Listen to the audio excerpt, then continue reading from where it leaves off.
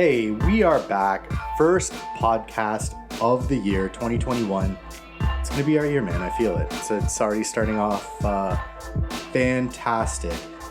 Anyway, Sam Hall, how are you, buddy? How's 2021 treating you so far? The first 6 days of it have been pretty great, and Happy New Year to you and to all our dear listeners, except for that one guy. You know who you are. I wish you a worse year than last year. Wow. Yeah. All right, I'll admit it. It's Canadian author William Gibson. I'm putting him on blast. Is there something he needs to be on blast for? Or is this just like a general... He doesn't like Shadowrun, and I think it's a fine genre. I think it's a nice mixture of both cyberpunk and fantasy. I thought you meant like the video game Shadowrun. Well, I mean, that was based upon it, but it wasn't a really good adaptation of it. Did they ever... Is there just... I remember there was a Shadowrun. I played it on the Super Nintendo. Is there another Shadowrun that ever came out? There was a Shadowrun video game that came out, I'm going to say like 2008, 9-ish, but what it was just a PvP. Everybody has certain powers, and some can use magic, some can use technology, and they just fight each other kind of thing, if I understand correctly. I didn't play it myself, so. Shadowrun for the Super Nintendo. I don't know if it came out for other systems, but... I heard it was good. It was pretty good. Honestly, it had a good story. I remember playing it when I was younger, so I didn't fully kind of grasp the whole gravity of the game, I guess. Mm-hmm. But I enjoyed it, but I don't know. I was definitely 11 years old. I definitely wasn't fully, I don't know. So there I didn't you go, fully get the game, real I guess. William Gibson. We're on to you. But yes, other than William Gibson, I guess, Happy New Year's to you and to the listeners. Yeah, so I thought kind of for our first podcast back, we do kind of like a little 2020 wrap up. Kind of, just talk about what happened this year, a couple games that came out this year, a couple games we played. But yeah, so... I guess we'll kind of start off with what do you think were some of the biggest stories or kind of the most noteworthy events in the video game sphere this year? Well, I think that one of the most important things was not actually a specific video game release, and I think it was the subject of our first podcast, and that's COVID gaming. Basically how video games went from being something that... it's a hobby and it's an activity, and for some people it's a job and a professionalism, for streamers and commentators and stuff like that, but to being this universal thing that a lot of people did in society because they were stuck at home, and COVID gaming, especially with games like Among Us and other social games, whether you're like a social game like Among Us or just PvP, let's say Call of Duty. I think the big story of the year was how the pandemic in video games affected video game playing overall, and it's had an effect on almost every platform and many different games that came out this year. Yeah, absolutely. It's kind of almost in some way. I mean, not in every single story, but it affected a lot of stories. Even if you kind of look at things the Cyberpunk delay, that's going to stem from it. Different games that got big this year, that's going to stem from it. Different genres that got big, that's going to stem from it. Absolutely. It's obviously not going to be in every big one, but I even remember back in, I don't remember when this was. It was probably April, I think, March maybe. March was when the lockdown started in Western society. Yeah, I remember... They were should we put on E3? Is E3 going to happen? And then E3 got canceled, and then all the other Gamescom, all this other stuff just boom, boom, boom along the line kind of got canceled. And I remember thinking okay, yeah, this is getting, I mean, it was already getting serious at that point, but to have all these even music festivals and video game festivals and everything just kind of get canceled for the year. It was unfortunately, the Sturgis Bike Rally was not canceled. Yes, that continued on for reasons, I guess. Have you ever seen the internet show, the YouTube show All Gas No Brakes? Oh yeah, doesn't he go to Sturgis and interview? Yeah. I did see that. That was good. Oh my god, so flipping good. Anyway, but yeah, as you said, definitely COVID gaming and especially the rise of the social game. And it's I know there's a lot of people too where they don't really play games and they kind of got wrangled into playing a party game because their friends were and stuff like that, and they end up having a great time with it. Yeah, I found a lot of friends of mine who are at best casual gamers got well into At the start of COVID, it was more tabletop gaming online, like stuff like Tabletop Simulator was huge amongst a bunch of friends. A group I play with every week does a thing on Board Game Arena. And then Among Us hit in the summertime, and like I've been playing Among Us with people who have like no video game experience whatsoever, kind of thing, or at least very bare minimum. They're just like, yeah, I know how to use a computer. What am I doing? Where do I click? You know, that kind of thing. And it's been super easy for like anybody to grasp, and you can get it Yeah. for free on your phone. So exactly, it's been an interesting year, I think, for social gaming and just how this pandemic has affected us as a society. And video games are a part of the society, a significant part, because it's a big hobby that everyone does. So it was interesting. It has been. It's been an interesting time. There's definitely been time to play video games, I will say. I have definitely indulged. I'm right now wearing arm guard, like wrist guards on both my hands. So yeah, it has been a hell of a time on my arms. Well, you're still pretty good. You take your breaks, you do your stretches. Yep. Shut up, morphine. I just do a bunch of morphine before I play. Straight into the dick. Well, toes, actually. I don't Moving on. Are there any other? I mean, you mentioned we mentioned the cyberpunk delays. Like we talked about that. Mm-hmm. But yeah, you seem like you had something to say. Go for it, dude. Well, there's the Cyberpunk's terrible launch. That's a whole story in of itself, which we've covered, but we can touch on. But actually, I think one of the big stories was more just a frustration for everybody, was the whole fact that, for the PlayStation 5 especially, and I think also for the Xbox Series X launch, is and 3080s. And the 3080s, yeah. Oh, I completely forgot about that. Yeah, the whole fact that, if you're selling stuff online now there's just bots that buy everything and then resell it, and it's crazy. And it's just because I can't remember who I was talking to. I think it was you was talking about the fact that it's because Sony wants to make the online purchasing as easy as possible for people. It doesn't have things like CAPTCHA or the other CAPTCHA. The one where it's like which are streetlights. Which are streetlights. Oh, by the way, there's like a little corner, and you're like, oh, do I click this on? Is it not? And then if you choose it, it gives you another one, and if you don't choose it, gives you another one. What's an interesting note about those things is the information where you're clicking on what's a motorcycle, what's a bus, blah blah blah. It's for AI driving. Exactly, it's being given to I guess Google or whomever for their AI drawings. They're helping them with that. But since they didn't have anything like that for a lot of the verification and purchasing processes, apparently you ended up with just I wanted to buy a PS5, and I doubt I'll have one before the summer. Maybe late spring if I'm lucky. Yeah, I don't need it anytime soon. That was, just the whole. We had this year from, announcing the next gen, current gen now. The new PlayStation, the new Xbox, the 3080 Ti, and then it actually being released. It was a pretty fast turnaround. I feel like this year, I don't know, am I wrong in that? Was this year just weird, or was this a really fast turnaround from the announcement to the release? It does actually seem like usually there's more hype, cycle? More fanfare, more hype. Now, when you come to graphics cards, that's I think is less of a hype. I think it's first of all a much more niche community. I meant more specifically. You're right for PlayStation, Xbox. But even so, it does feel like it's kind of like, oh, this is coming out when, right now. Oh, what? It's I think that was pretty much the case with the 3060. They were pretty much announced and came out very shortly afterwards. I know the PlayStation 5 and the Xbox Series X had been announced a lot earlier, but I would say, yeah, it feels like maybe, I don't know if that's specifically because of the pandemic or something like that, but it does feel like the lead time up to a release is getting shortened, especially for hardware. I don't know. We'll have to see if this trend continues, but I'm actually kind of in favor of that because it's really annoying when you spend 8 months of, it's coming, it's coming, it's coming, the PS5 is coming, it's coming. I think we talked about this in the last podcast, but I think they're finally starting to clue in a little bit to the whole idea of brand fatigue. Yeah. And it's also you know what I mean?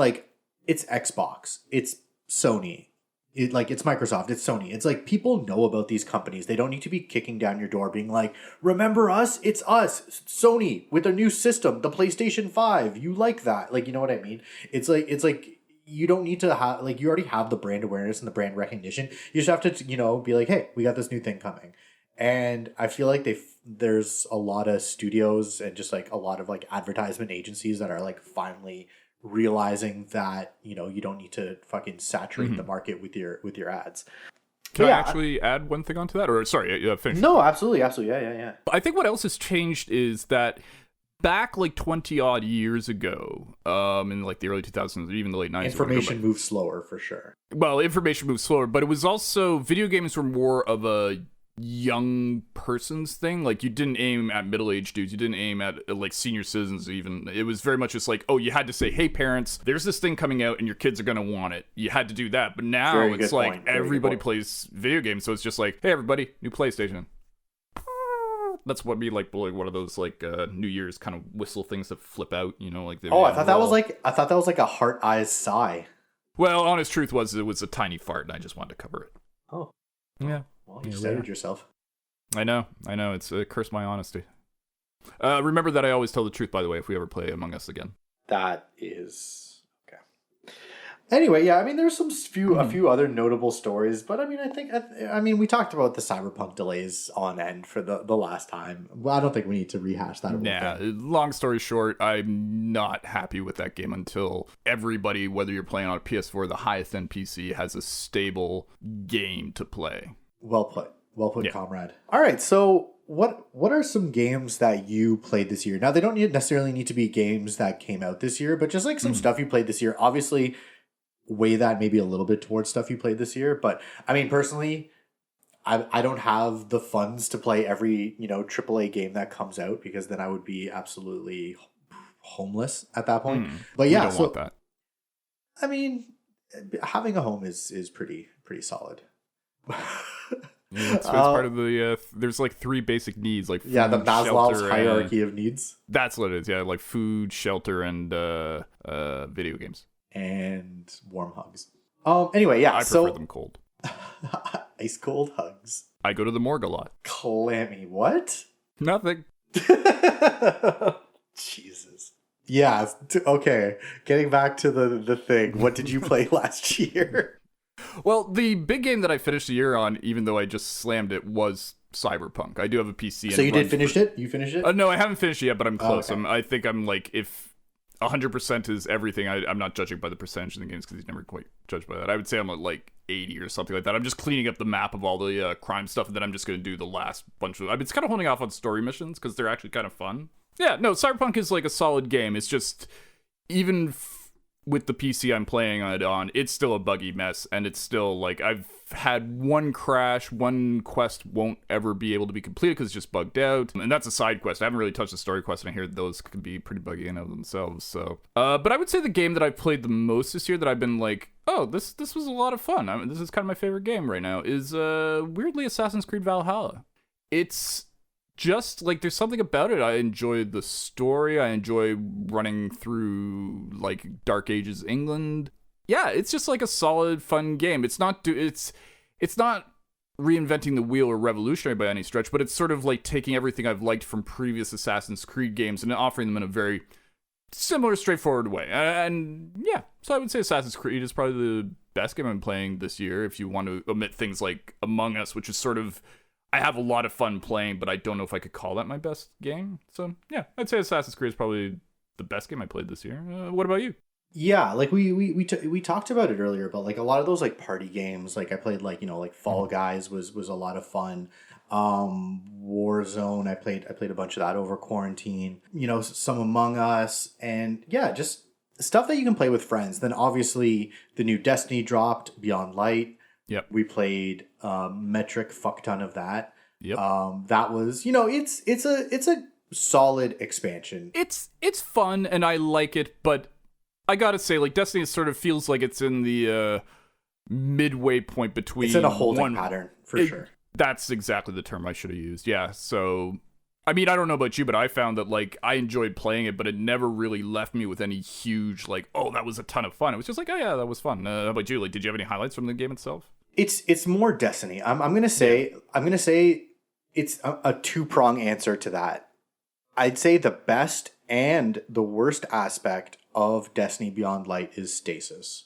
Yes, I'd agree. In PvE, it is incredibly powerful. It's so much fun when you get just like you freeze everything up, and then it's like the subclass is all about freezing stuff and then shattering it. And when you pull off that combo nicely, where you just throw like a nice freeze blast, where you freeze a bunch of dudes and then you like come down on them and just shatter them to pieces, and then that shit just triggers a next shatter that triggers and like you're just like, yes, that's awesome. So But in PvP, completely ruins the game. And like Yep. we had this talk, but like multiple PvP mains, like people that mostly play player versus player in Destiny, a whole lot of people that just pretty much strictly play that are like leaving the game. They just can't play it. So it's weird that this thing is so good and so fun in PvE, but then in PvP it completely like I've played PvP for, I'm gonna say, a total of 2 hours. Yeah. And that was only because of like quest lines and shit that I had to do. Well, I remember with the weekly like pinnacle bounty, it used to be like, oh, you know what? I got to do that, so I'll do the 3 missions, and then I'll spend the rest of the evening playing some PvP because it's fun. You know, it's. Now it's literally like, have I done the 3? I got my pinnacle. Goodbye. Like I'm doing Iron Banner right now, and I'm literally just every time a match finishes, I'm like, how much closer am I to finishing? I wasn't even. Quest? I think I got my 1 pinnacle in PvP like the first week when I was like grinding hard and I like wanted every pinnacle. But like ever since then, it's just been like, oh, like for like Hawkmoon or whatever. I don't know. I definitely haven't been doing it every week, by the way. I mean, I've been a little bit off Destiny because I've been into Cyberpunk for the last month or so. But same. The only time I played it was with you like last week or whatever. Yeah. But even before, when I was more into it, it was like, do you want to do the weekly thing? I'd be like, sure. You know, it's just, Stasis is great for, like you said, you hit the nail on the head. It's like both the best thing in Destiny because it's brought a whole new strategy and gameplay to PvE, and it's the worst thing in Destiny because it's made PvP just like, it's not that it's because you're just getting frozen. You're just getting frozen from like for people that don't know, like you're freezing. So you're just running around freezing people. You're getting frozen, and it just breaks the flow of combat. Like you're just stuck until you're dead. Like I'm gonna say 9 out of 10 times you get frozen, you're pretty much gonna die. 100%. Like, I don't know about you, and maybe you'd comment on this, but it really feels like they didn't playtest the PvP part of it with Stasis.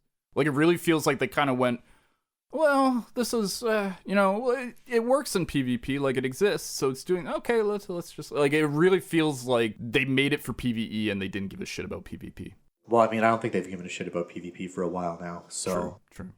Which sucks, because it has the potential of being a great, like, Destiny's PvP, when it works, is a ton of fucking fun, but... Oh, yeah, we've played a shit ton of it. A shit ton. We enjoy, like, before Stasis, like, I mean, I was never a PvP main. Like, I kind of fell in and out of love with it. Sometimes I would play a lot of it. Sometimes I wouldn't play it at all. But I always, for the most part, sometimes you tilt a little bit and you're like, all right, fuck this game. But, I mean, for the most part, I had fun with it. So it is sad that, maybe not 50% of the game in our eyes, but like a solid like 30% of the game is now essentially just like not playable. Yeah. But yeah, and then otherwise I played Cyberpunk. That was obviously good. Well, were you also playing Doom or Doom Eternal a lot? I remember you talking about that. Yeah, I was gonna mention that. I was just kind of like, I've always wanted to play the like Doom 2016. I haven't played Doom Doom Eternal yet. 20 Eternal. I haven't played Doom Eternal yet. That's one of the next on my list. But I did. That was also another thing I was gonna say. I just got a Switch, so So my buddy lent me how many games? Do you have Breath of the Wild? Tell me you have Breath of the Wild. I have it for Wii U. So I mean, it's the same game. It just looks a little bit worse. But I mean, it was a Wii U game that they ported to Switch. So just to say that. But yeah, no, my buddy lent me a bunch of games, so I've been going through that. I got Pokemon. I've been playing the new Pokemon. It's not the best game ever. The funny thing is, we were talking about, remember how I was talking about in the things that about games that like we didn't like, and I was talking about the EXP share that was optional in Pokemon? Mm-hmm.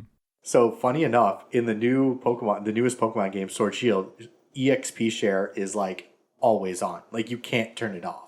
Oh. So the thing you hate is now required. Also, when we were talking in the things? Huh? You said in the other podcast. My bad. I just said in the thing. Talking in the things, I was like, huh? In the other podcast. Right. Anyway, so that thing where I was like, honorable mention. Oh, it was the games that could have been great. It was that podcast. Right. Yes. Now I remember. And then I said honorable mention was Pokemon because of EXP share, but you could turn it off. Now this new one, you can't turn it off. So I just want to throw that out there that I would now probably bump that up into that category. It might not have been an honorable mention at this point. Well, I'm sorry to hear that, man. Is there any work or like can you do something nothing. Like put your Pokemon in a jail or something, or murder it and then get it? I mean, you could just walk around with one Pokemon if you really wanted to, but right. I'm not going to do that. That's ridiculous. But anyway, it's a lot of fun. It's got its problems. Is it like open world? I heard it's more of an open world version, or is it still there's pretty linear? open world areas where you can like, it's like one big open world area. Apparently there's another one in the DLC, but it's just like this open world area that you can like run around and you can control the camera. Woo! Oh, that's nice. You could never do that in a Pokemon game. So you can control the camera. You run around this like giant field, and it's like the textures and stuff are a little shady. And I've definitely been playing like on the console more than on my TV, because when I play it on my TV, I'm like, ooh, like playing. I have like a 52-inch or something like that, a 50-inch. I don't know. Is 52-inch even a thing? Anyway, it just does not look that good on my TV, especially going from like playing a game at like, you know, on my PC and then playing on the Switch. I'm just like, oh. So definitely Switch has been like lying down on my couch, like playing it. And I was like, I should have just got the Switch Lite. That's a sidebar. I mean, you know Nintendo better than I do. I've always wondered, why are they so like, we will not take current display technology. We're always like a step behind. Like, I'll tell you exactly why. Okay. Because it's two reasons really. One, they can perfect that technology because it's already so old that they can like make it the best that it can be. Sure. Two, it's cheaper. Fair. All right. It's also like kind of like, especially in like a handheld console, it's like it's also like for kids, right? So it's like the thing's gonna get bunged up. You know what I mean? Like I got myself a nice little case off Amazon. It's coming tomorrow, hopefully.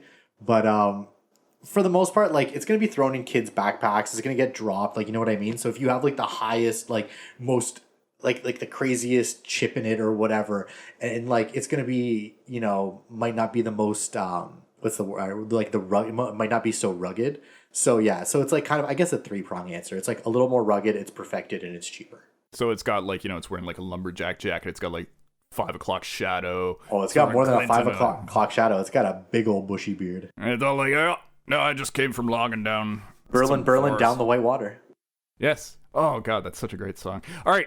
As a sidebar, because you mentioned it, all you people out there, look for Log Driver's Waltz. That's it, and watch that on YouTube. That is basically Canada in a nutshell. Yeah, it's a solid little it's a solid little slice of Canadian. It always right weirds there. me out though when he's dancing with her and then spins her, and suddenly she turns into like the hook or the staff they use. Oh yeah. I'm always like, whoa, that's a little weird.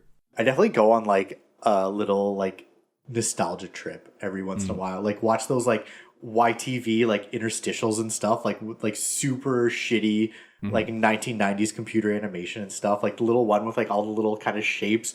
They're like shooting lasers on the wall and shit, and there's like balls falling, and it does a song. I don't remember any of this, but okay. Anyway, we're getting way off topic here. So the Log Driver's Waltz video game, what did you think of it? The what? The Log Driver's Waltz video game, what did you think of it? I don't know, but okay, you know what's coming out? Okay, actually, I should save this for what we're looking forward to next year, but whatever. There's a Cobra Kai video game coming out for PC. I don't know how I feel about that.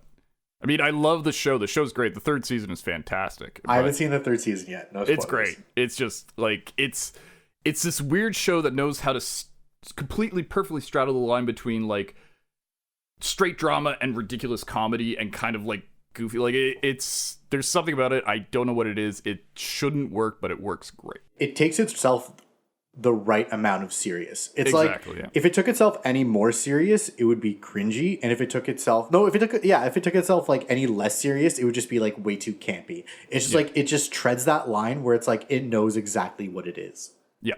But yeah, as far as swinging back, nice little segue. Pivoting back, some other games I played this year. So we quickly went into Doom, but Doom 2016 was really good. It was a lot of fun. I got it for pretty cheap on Steam.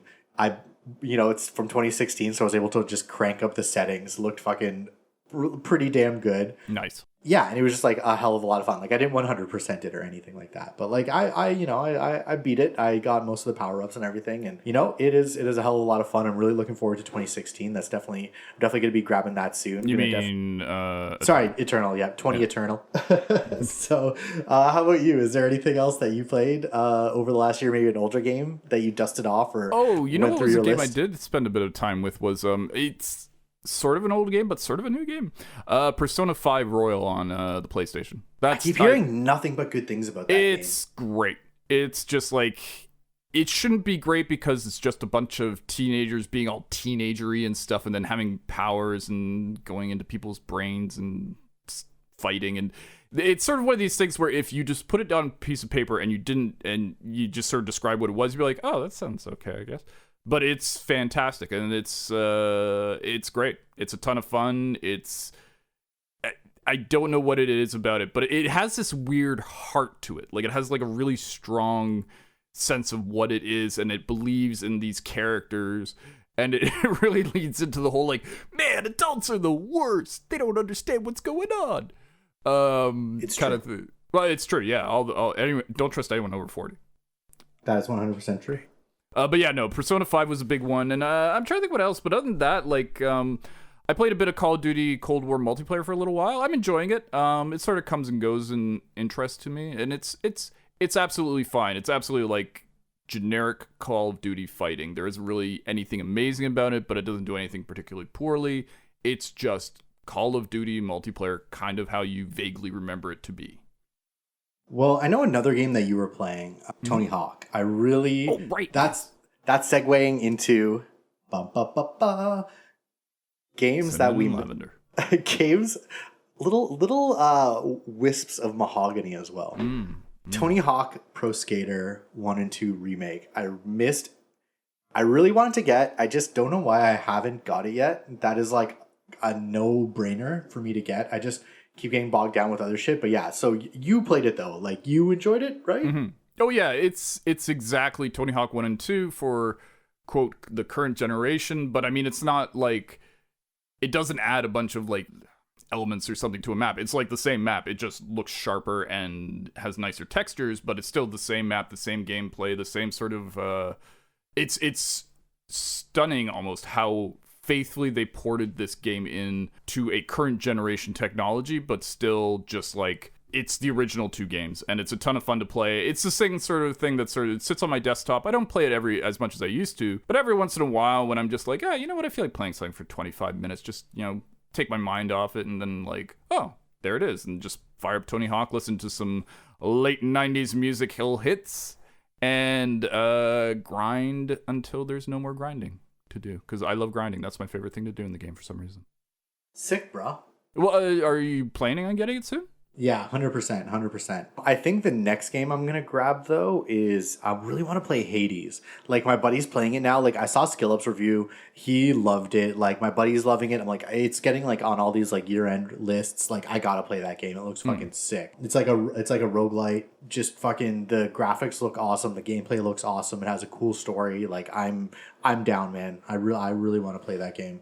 Yeah, I've heard good things about it. I mean, I don't know what it is. There's something about it. I'm just not 100% like, ooh, I gotta play that. It's definitely not your vibe, though, that game, I feel like.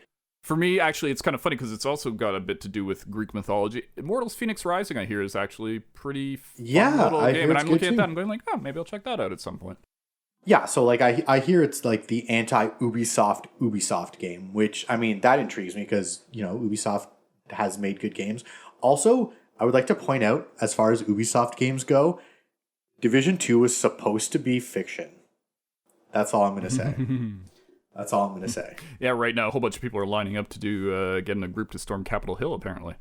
During a pandemic, during a global pandemic.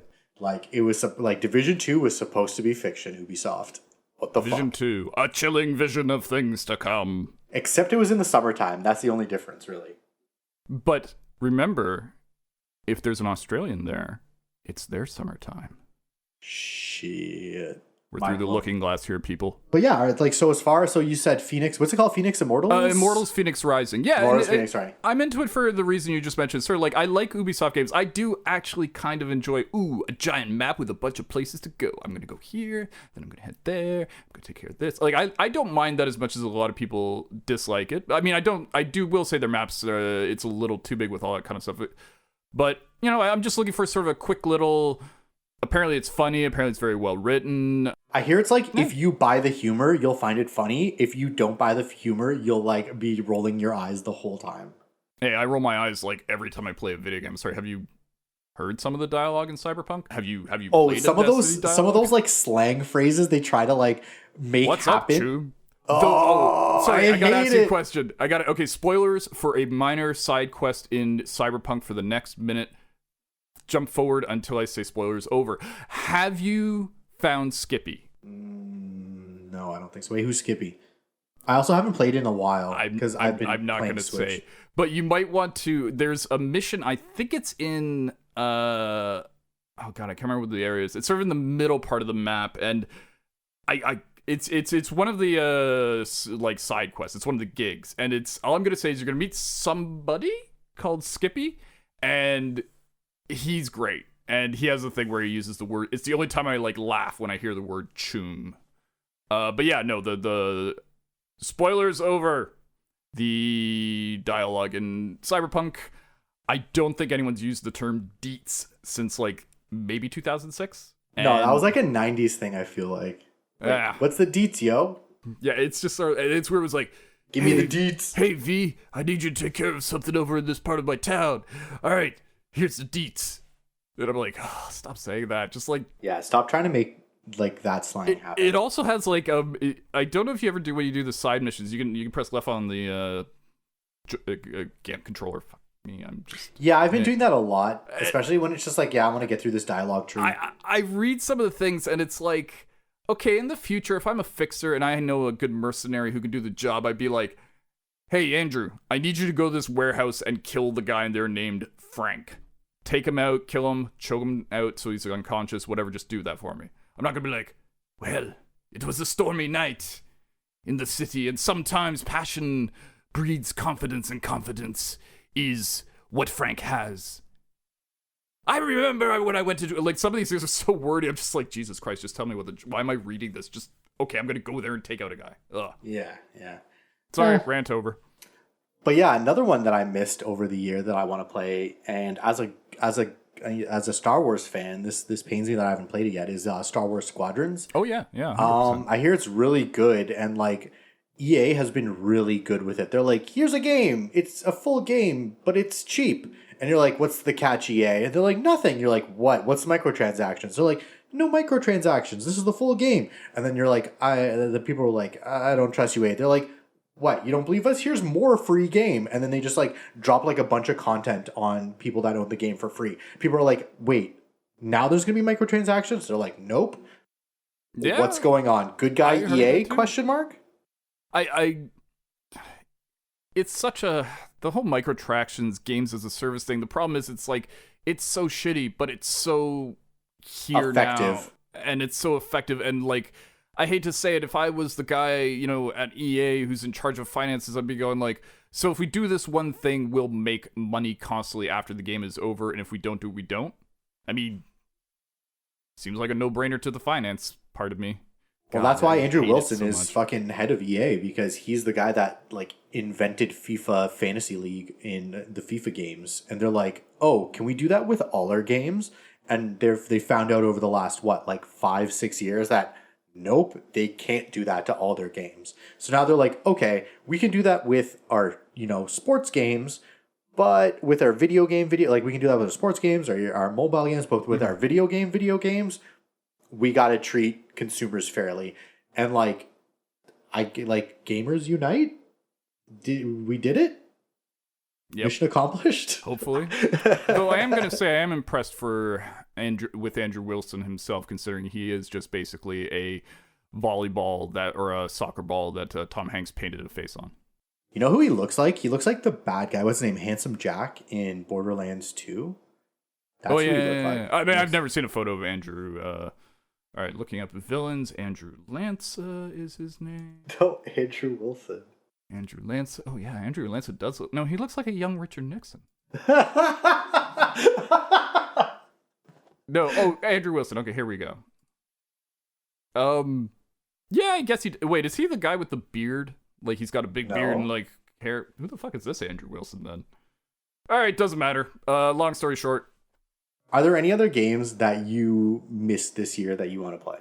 Well, there was one game, except I own it, and it's part of the reason why I want to get a PS5, is Ghost of Tsushima. I really liked that game, and I really liked what I played, but the frame rate was, yeah, that's a big reason why I'm not getting it, because I have the base PS4. Yeah, I would not recommend getting it until... Apparently the PS5 version, I was talking to a friend of the show, Billy, I won't say his last name for identity theft. Billy Hoosh. No, you can say Billy Hoosh. God, shut up. They're taking his ID right now. Anyways, he was talking about it. He was saying that it looks really good. He's played it and it looks really good and it plays really great on the PS5. And I that's great because what little I played, I was like, oh, this is a fun game. It just was so like blurry and muddy and like at one point the frames kept dropping and I'm like, this is nothing. But I'm also playing it on like a first generation PS4. Yeah, that's what I'd be playing it on. Yeah. And it's like, it is fucking 6-year-old hardware. Yeah. So it's part of the reason I want to get a PS5. Trying to think what else came out. Honest truth, it's been a kind of weird year for games. There hasn't been a lot that I've been like, oh, I missed out on that this year. I think because I've had more time to play games. Yeah, I've been kind of going through the back catalog. I played Doom. Mm-hmm. I played the first Tomb Raider as well because somebody, not gonna mention who, gifted me Tomb Raider on Steam. It's fun. It's a solid, fun game. Yeah, it's I didn't beat it, but I did have fun with it. I didn't love it, but I did. It is another one of those games. I think the second one is better. I haven't played the third one, but the second one is actually really solid. It's kind of like the first one. They were sort of like, okay, this is what we're trying. Is this working? And the second one, like, okay, this worked. This didn't work. Here we go. Yeah, and it's just like I had fun with it. It was kind of just like a whole I kind of was just like, yeah, I'll give this a try. And I'm like, yeah, I'm having fun with this. And then something else came along, and I'm like, yeah, I have no problem letting go of Tomb Raider. But it was fun for what it was. So I've kind of just been playing some older games. I've been playing now since I got my Switch, like Mario Maker and stuff. So I've just kind of been dipping my toes in a lot of things. But yeah, I'd say heavily the games I played most this year were probably Destiny and Cyberpunk, even though Cyberpunk just kind of came out. But for how long it's been out, I definitely played a shit ton of it. I think I'm I can bring up my Steam account now, but I must be over 100 hours in that game now. Let me see. Oh, I'm definitely not that far. No, again, it's it would have been my game of the year if it wasn't such a buggy mess in the first place, but worse than the fact that I'm experiencing a few bugs and problems is the fact that other people who were supposed to be able to play it can't play it at all. That's the shitty thing. The PS4 people especially, it's the worse the hardware gets, the more I feel for you. Yeah, it really was kind of oh, you guys better say. 109.9 hours. 109.9. On that note. Mm-hmm. What are you looking forward to in 2021? Well, it's funny you should ask. First thing I'm looking forward to, I made a list. Owning a PS5. Look at you with your fucking lists. The second thing I'm looking forward to is stable Cyberpunk for all the masses. That's actually what I wrote down. The big thing I'm actually looking for, okay, a couple big things. Do you want to go back and forth? Do you want me to just ramble off the list? Just ramble, bro. You got a fire Number lip one, Mass Effect Trilogy Remaster. Yes. That's what I'm really looking forward to. I am going to buy Mass Effect yet again, a series I have literally spent $1,000 fucking dollars on. Just buying it for different versions with the maybe not $1,000, but certainly $700 or $800 because I've bought all the games multiple times and all the DLC and all the... I bought Mass Effect Andromeda, which is a much maligned game. It's fine. It's just too long. So Mass Effect Remaster I'm looking forward to. A new enemy type in Destiny, and then I have written after that, ha ha ha ha ha ha ha ha, because it's not going to happen. I was going to say, bro. Yeah, no. I know you, Bungie. I know you guys are just it's literally going to be and here's the new enemy type. Okay, we're going to fight it. What's next? Oh, the darkness is defeated and the whole game series is over and Bungie's now moving on to a chilling vision of 1930s Chicago as they're doing a battle royale game. Oh yeah. So I'm looking forward to that, which won't happen. I'm going to say playing more Warframe. I want you to also give it a shot this year if you can, sir. I think that's something that we should get into because Warframe's a ton of fun. I have it downloaded. I just literally have never opened it. And then finally, I'm looking forward to the recently announced demo of Outriders, the game you forget about 2 minutes after you've talked about it. What are we talking about? Mortals, Phoenix Rising? No, Outriders. And I'm looking at this, I'm oh, so it's Gritstiny, which I have written down here. Basically Destiny, but gritty and this guy's got jokes written out, eh? Yeah, I was up all night with my writing staff. There's about 8 or 9 of us. We sat around, we ordered a pizza. We kind of, it sat around, obviously on Zoom, but we hashed it out, and Gritstiny was the best. Other one was Destiny. Destiny. Oh, Destiny. Hey, guys, why didn't you put that in there? I said Destiny. He comes up with that over. We're gonna have a meeting later. Hire me, bro. I'll send you my CV. Sorry, what? Hire me. I'll send you my CV. You might be. You know what? I am looking for a head writer. I'm going to tell you your last. I'm already your Minister of Youth Culture. Exactly, and you've got to keep me hip to things, and that includes Outriders, which, again, what are we talking about? Yeah, it's funny. It's like this game that keeps getting mentioned. I'm like, oh yeah, this game, and then like the next day, I've completely forgotten about it. But they have a demo coming out in February, I believe, and then with the launch slated for April. And I'm curious to try it. And the nice thing apparently is that, and I'm going to say hats off to them for this, at least, even though I haven't played the game, so I have no idea whether it'll be fun itself, is the fact that if whatever you do in the demo carries over to the main game. Oh, I love that. So it's like, oh, I've had a lot of fun. See you in April, or I didn't have fun. But, it's like, I think that's something that, especially long-term game commitments like Destiny, Division, Outriders, I don't know. I can't think of another one, but I'm sure there's a ton. I think if a game should release a playable demo, so you can get a feel for it to see whether or not it's the game you want. And stop calling it a fucking beta. Call it just a demo. Like, it's not a beta. Like, betas are released like months before a game is out, not the weekend before it comes out. 100%. You're 100% right. I completely didn't even think of that. Again, Carl, what now? I gotta get my beta stuff from. No, don't give me that look, Carl. But sounds like Carl's a beta. Probably lucky to be a beta. More, you know what? He's a beta. He's a beta. Be looking for another job soon. Oh. Anyways, but like, like calling stuff a beta, like a demo a beta. It's so like, it's so weird. It's almost like, why are you doing this? And then they have fanboys being like, well, yeah, it's broken. It's a beta. And it's like, dude, the game's coming out in a week and a half. Like they're not going to fix anything. They're doing, it's like a stress test for the servers. And that's it. There's not fixing a single thing for launch. Yeah, so hats off to People Can Fly Games for calling it a demo and then hopefully keeping the stuff on. I'm definitely going to try it. I'm going to download it, give it a shot, see what it's like. It might be People great. Can Fly Games, isn't that somebody from a big studio that started that? I don't know. Isn't it like one of the higher-ups from Bethesda? Or maybe not Bethesda. Maybe it's, I don't know. Maybe it's BioWare? People Can Fly Games. I am totally. I think it's like somebody from from like one of the higher ups from BioWare. Adrian. I don't know names. I don't. Anyway, are you looking for or forward to anything else? No, I'd say that's about it. Like the PlayStation 5. I'd like some info on the new Elder Scrolls. There's a Dragon Age coming down the pipes. I'm sort of curious about that sort of stuff, but I would say on the whole, like, it's kind of a weird year coming ahead. There isn't something like, other than the Mass Effect Trilogy remaster, there isn't really anything where I'm like, oh yeah, I can't wait for this to come out next year. Like, Cyberpunk was a big one for this year. But yeah, next year it's like Mass Effect Trilogy, and I'm sure stuff will come up and I'm like, oh, this is fun. I'm glad this came out this year, but I don't know. How about yourself? What are you looking forward to?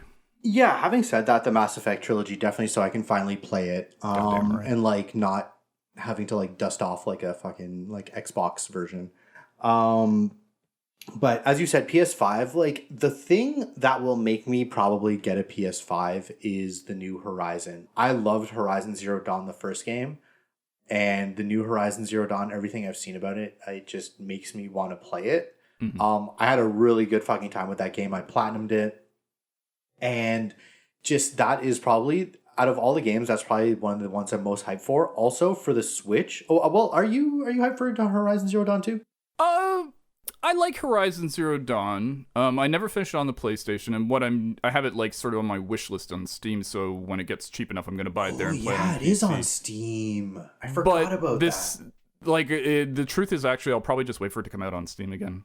Like, it's kind of funny. Like the PS5, It'll come out like 2 years later on Steam, though, or like a which year I'm and a half fine later. with. I mean, there's like Ghost of Tsushima is. I'm probably, first of all, let's be real. We're probably not getting PlayStations until the end of the spring, early summer at this rate, right? I'm not in any rush, honestly. I'm in a bit more of a rush, but even still, like, so the summer, hopefully Ghost of Tsushima will be for me. But like, I'm looking forward to Horizon Westward Ho, but I don't. It's not scratching at the back of my neck like Cyberpunk was this year, that's for sure. But I respect that. I mean, if it is for you, absolutely. It looks like it'll be fun, but I don't know. I'm also looking forward to the sequel. Well, there's Bravely Second, which is the sequel. Remember that game I was talking about? Bravely Default. Yeah, with You had to beat 6 times. Yeah. So there was a soft sequel called Bravely Second, but there's also going to be a Bravely Default 2 coming out for Switch. And like I'm buying that 100%. I'm so stoked for that. The I hear Bravely Second is also very good. I might have to pick that up eventually. I believe it's for 3DS. I might have to pick that up eventually, but Bravely Default 2 for Switch, that's definitely one of the reasons kind of like down the pipeline that I got a Switch for. I mean, realistically, now the only I'm not gonna buy anything for Switch that comes out on anything else. Like my buddy lent me Doom 2016, and apparently I haven't played it on Switch, but apparently it's like not good on Switch. Yeah, I don't think the Switch quite has the hardware to keep up with a game like that. Exactly. So I would never get anything that's cross-platform for Switch. So essentially, it was like a 400 and whatever. I don't know. It was like $400 or whatever, like Nintendo machine. Like I'm buying it for the Nintendo exclusives, and I'm fine with that. Sorry, I didn't mean to step on you there, but I know you love Nintendo. Like, and you're a big. I don't want to say fanboy, but like you quite enjoy. Fanboy. So he's a Nintendo fanboy. You admitted it. Arrest him, and I think it makes sense. Take me to Nintendo jail. Yeah. Bonk, go to my Nintendo uncle jail. is the warden. But what I'm saying is like it makes sense as a purchase for you. I toyed with once the Switch started becoming cheap again in the fall. I was like, do I want to pick this up? But then I was like, well, all I want for it really is Breath of the Wild. And there's nothing that really itches me about Nintendo. And it's not because I don't think Nintendo makes good games. They absolutely do. It's just that none of their games are really my cup of tea outright. And it's certainly not enough to spend $400 on a system. So, yeah, but I respect that. Is there anything else coming out for Nintendo that's besides Bravely Default? And, by the way, don't get Witcher 3 on it. Apparently it's just terrible. No, I wouldn't. I have it for PS4. There's a couple of things coming out for Nintendo. I saw, like, a few different things. Nothing that, like, really caught my eye. Like, I'm not a big, like, Animal Crossing guy. I think there's, like, a new Animal Crossing game. Mm-hmm. But, yeah. Already? I don't know. Really? Like a year? Yeah, or, like, expansion or something. Oh, okay. An expansion. Okay. And, yeah, I don't know. I'm not, like... kind of like there's just such a big catalog of past games for the Switch that like I'm good for a while. But Bravely Second is definitely like the one that when I bought the system, I was like, that's coming down the pipeline. So it was kind of like almost like an incentive for me to buy it. Like there's already like a huge catalog of great games that I need to play. But that was one of the ones that I'm like, and additionally, this thing is coming out. I mean, I know we beat this dead horse to death. Or this what's the line? Beating a dead horse? Beating a dead horse. I mean, you can't beat a dead horse to death. It's already dead. I mean, you can beat a dead horse, but it won't get more dead. Yeah. I think it's pretty much a binary state death. Oh, well, I'm sure there's gray areas, but we're trying CPR on a dead horse here. But CD Projekt on a dead horse? No, how? The new what is it? The Witch King is, or what's the new Destiny expansion called? Oh, Rise of the Witch King? Rise of Queen, right? Yeah, Witch Queen or something like that. Yeah, not Witch King, obviously. Which is, I mean, be tripping. Yeah, move witch, get out my way. That hive over there. Yeah. So I'm excited for that. Like you kind of mentioned earlier. Destiny is almost like in a holding pattern. It's like they took out all this content, took out all these raids, strikes, PvP maps, planets, whatever. And the amount of stuff that they replaced it with was very small. So it's like it's almost like Bungie is like asking you to trust them, being like, this is kind of like, this is what we have now. There's more stuff coming down the pipeline, which is why I think they announced content for the next 3 years or 2 years. At the time, it was 3 years. It was 3 content drops ahead. Yeah. Yeah. So I think that's why they're kind of doing that, to be like, we do have a roadmap, and it's like, do you trust them? A lot of people don't. I, at this point, like, fuck, man, I'm along for the ride. Like, I love the franchise. Like, we had our big break. Like, for me, it was like a year or almost 2 years that I didn't play Destiny, like, at all. And, looking back at that time, I do wish that I kind of experienced, like, I talked about this in the Destiny podcast, but, like, I do wish I experienced those things, those new kind of things with the community, like, as far as, like, Last Wish raid goes, and, like, Dreaming City being a secret, etc., etc., the secret missions, whatever. But luckily we got in there and we still had like a full solid year. How long have we been back on Destiny? No, over a year now. Oh, over a year. Yeah, well over a year. We came back before Shadowkeep, so that well was like before Shadowkeep. Yeah. Yeah, I would say months. we're probably closing in on a year and 3/4 this time. Like, Yeah, we probably started back... like spring before Shadowkeep. I know I came back a bit before you did. Yeah, you did. Yeah, I was about to say you were definitely trying to get me back on there, so it's your fault. Is what I'm trying to say. Okay, I'm sorry. Apology acceptance pending. But yeah, I'm looking forward to like new Destiny content. It'll be very welcomed. But especially a new enemy type that's got to be coming this year, right? Right? I hope.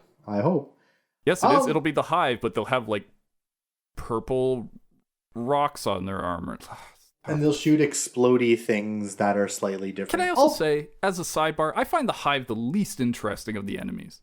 Like, the Elixni are kind of like, wait, the Traveler fucked us, we want to get a thing. The Elixni. Calm down, Bife. I don't come following. Calm down, Bife. What are you, Bife, please.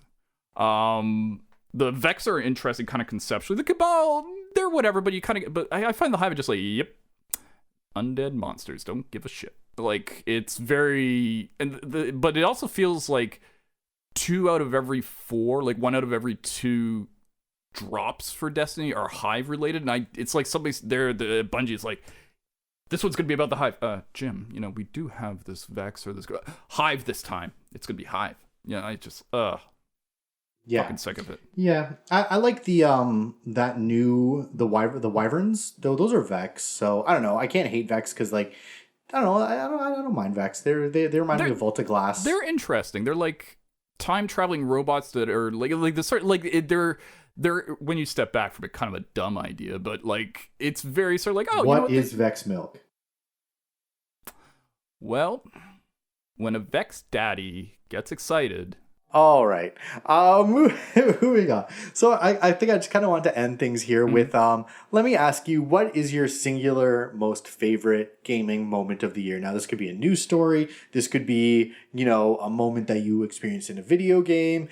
Anything video game related. Hit me with it. It's very simple. My favorite gaming moment was actually very long, and it was playing online with friends. Because pandemic this year, man, this has been an effed up year. Or last year was an effed up year. Hopefully the last 6 days haven't been that bad. But, I would say it's kind of weird. Like, I wouldn't say it's a specific gaming moment, like a moment in the game or something like that, or the release of a game. But just, playing with friends online was the big deal for me this year. And a lot of my friends got into gaming more online, whether it was like full on what we consider video games or just like playing like, board games on a website kind of thing. And I would say favorite moment. Yeah. Anytime I was playing with friends, they were all good because they're all the same moment. They're great. All right. Well, I went a little more granular with this one. My favorite moment over my favorite gaming moment of the whole year would be when you, me, and Mr. P, as he is known to the podcast. What up? We went into Prophecy, the newest dungeon in Destiny, blind. Yeah, that was a lot of fun, yeah. That was just like going in completely blind. Like I think we were still like a little tiny bit under leveled. Like went in completely blind to this dungeon, which is like, a dungeon is a thing that, takes, once you know what to do, it takes maybe about an hour to do, maybe a little bit less. Yeah, like 45 minutes an hour, yeah. Yeah, so but like on your first playthrough, it's like you don't know what weapons to bring, you don't know what to level up, you have no idea what the encounters are going to be, what the mechanics are. And it was us just for the first bit, like figuring out the mechanics with like the light modes and the dark modes, and then like, fighting the first boss. And then the first time we, found ribbon, like the Rainbow Road, that like ribbon fucking Mario Kart. That's a great part, yeah. Oh, such a good space. It's just this giant space with these like 3 ribbons that you can like drive your like Sparrow, which is like a speeder bike down. And what's cool too is like it's such a great environment that you can either like be quick and like hop on your Sparrow, but there's things trying to boop you off, there's enemies shooting you, or you can actually take like a separate platforming kind of path through all like the little kind of floating pyramid-y things. So I don't know. I just had such a fun time. Us 3 just going in, experiencing the mechanics, just like having a laugh, like falling off the edge, like swearing. And again, like it was the perfect amount of like fun and kind of challenge. Like we still had to like put on our big boy pants. We still had to like use our good weapons. We still had to use our like highest like light level stuff. And we had to like, we had to actually try and like figure out mechanics and like execute them. And, now we can blast through that thing in like what would you say, like 40-45 minutes. Yeah, 45 minutes. Yeah, we're just one-shotting every boss, like whatever. Depends on how the cube room plays out. Yeah, the cube room could either be like 3 rotations or like 23. Who even knows? Yeah. But yeah, I just had such a good time. Like it's such a great piece of content. I just had such a fun time with you two. It was just so much fun. So that was my personal gaming moment. Now I feel bad about just saying playing with friends online. I mean, though technically that did include that. So yeah, no, I got you. It was a fine answer. I mean, when I thought of the topic, I was more talking like a granular moment. But hey, this is podcasting, baby. Yeah. And on that note, I'm gonna end it right there, dude. Thanks so much for coming out. Always it was really great. Yeah, it was really great getting your opinion on this past year, and I hope this next year is a little bit better than the last one. Oh, you know what? There is one thing else I forgot to mention that I was looking forward to this year. Getting vaccinated. Okay. All right, man. Thanks a lot for coming out. Take it easy. Later.